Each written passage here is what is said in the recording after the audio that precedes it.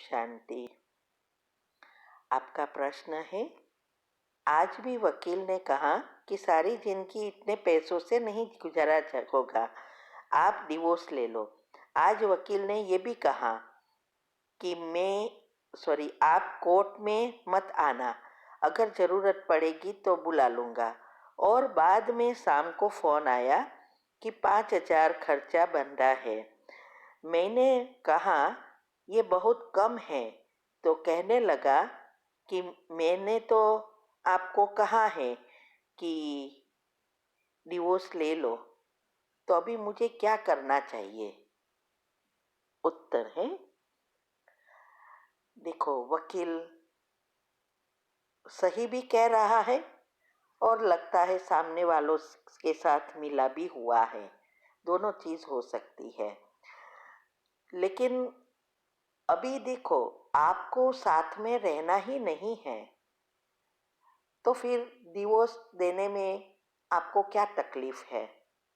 मैंने आपको पूछा तो आपने कहा आपके माँ बाप माता पिता ना बोल रहे हैं, सोचते हैं बड़ी बच्ची हो जाएगी तो वो ले लेंगे और बहुत कुछ आपने कहा।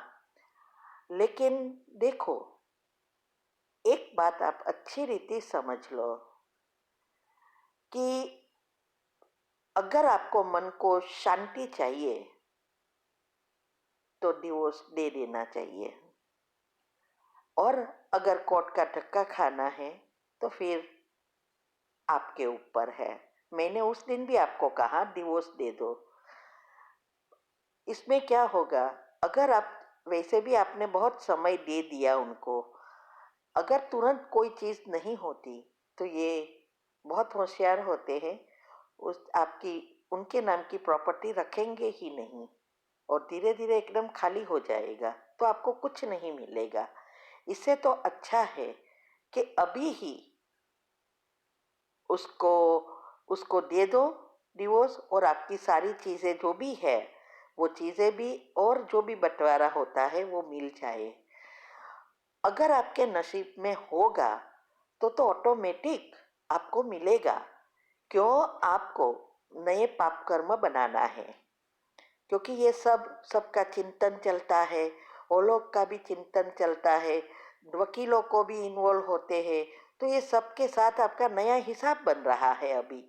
अगर आपको जाना ही नहीं है तो फिर दे देना चाहिए ना, क्योंकि जब तक नहीं देते तब तक कुछ ना कुछ मन कहता रहेगा, जाऊं ना जाऊं, ये करूं। और दूसरी साइड पर आप देखो, आपको बिना सर्टिफिकेट आपको जॉब मिल गई और अभी प्रमोशन हो रहा है आपके पॉजिटिव विचार और योग से, तो आपको अगर आपके नसीब में होगा तो जरूर आपका प्रमोशन इतना होगा कि आप कहाँ से कहाँ पहुंच जाएगी। तो ये बच्चों की आपको चिंता ही नहीं रहेगी। दूसरा, बच्चों को वो ले नहीं जा सकता। जब बच्चियां 16 इयर्स की होगी तो उनकी खुद की चॉइस होगी कि कहाँ जाना है, और तब तक तो सब कुछ उसको पता चल जाएगा कि आपने कैसे उसको बड़ा किया, क्या किया। तो इसमें कोई घबराने की ज़रूरत नहीं है। तो ये याद रहे, ये नया पाप कर्म आप बना रहे हो, उसके साथ हिसाब किताब बना रहे हो। जाने अनजाने आपके पुराने कोई भी कर्म होंगे वो नीचे आएंगे, तो ना आप यहाँ की रहेंगे, ना इस जॉब में प्रोग्रेस कर सकेंगे और ना वहाँ जा सकेंगे। इसीलिए अच्छी रीति सोचो, ये भी आपके पेरेंट्स को भी सुनाओ। वो बीके हैं तो भी नहीं समझते हैं कि ये क्या हो रहा है। बाकी आपके ऊपर है।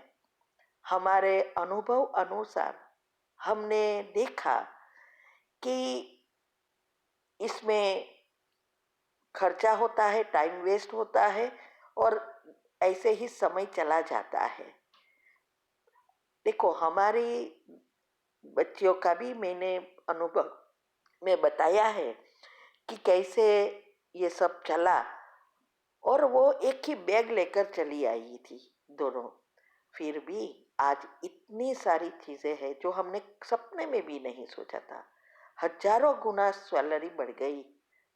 घर भी कितना, वहां तो आपका तो कुछ जॉब नहीं करते थे, कुछ नहीं था, लेकिन वो लोग का तो खुद का पैसा लगाया हुआ घर था दोनों का।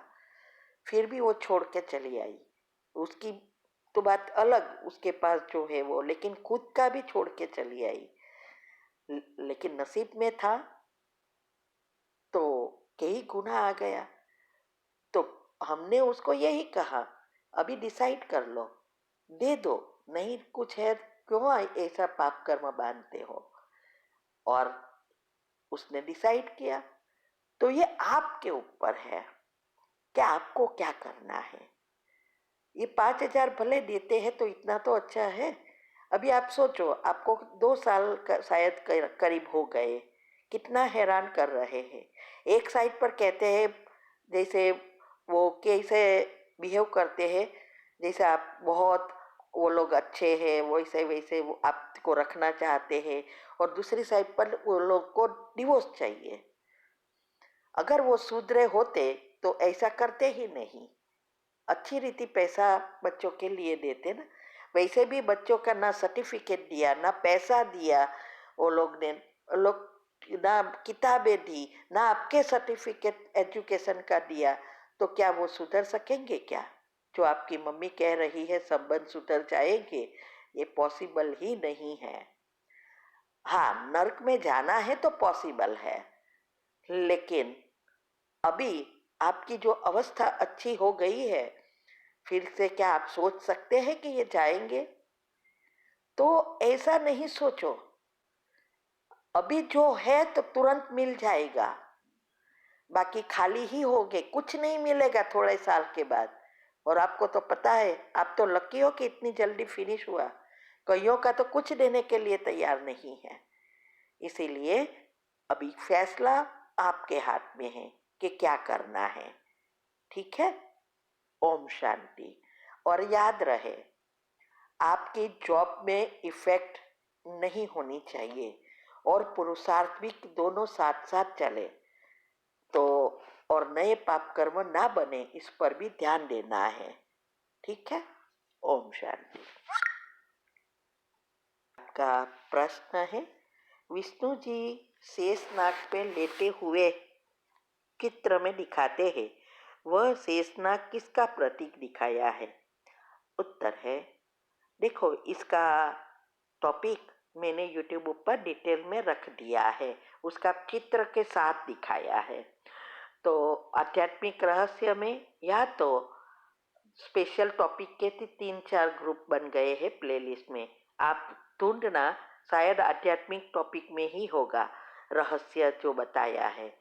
उसमें मैंने क्लियरली कहा है कि ये नाग की निशानी यही है, 5 विकार। तो जैसे नाग पर सैया पर सोना कोई मासी का घर नहीं है, तो ये बताते हैं कि 5 विकारों पर इतनी जीत पाली है जो सांप की तरह है। वैसे भी कुंडलिनी चक्र में बताते हैं ना कि वो सांप की तरह बैठा है। तो ये और कुछ नहीं है, हमारे ही 5 विकार है। तो डिटेल आप सुन सकते हैं।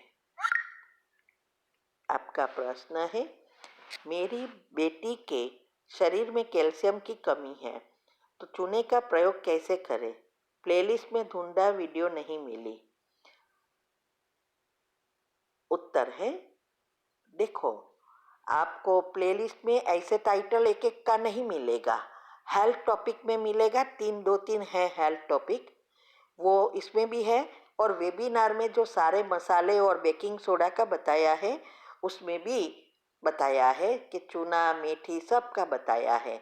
तो ऐसे मिलेगा, ऐसे एक एक का प्लेलिस्ट में नहीं मिल सकता, नहीं तो लाखों हो जाए ना।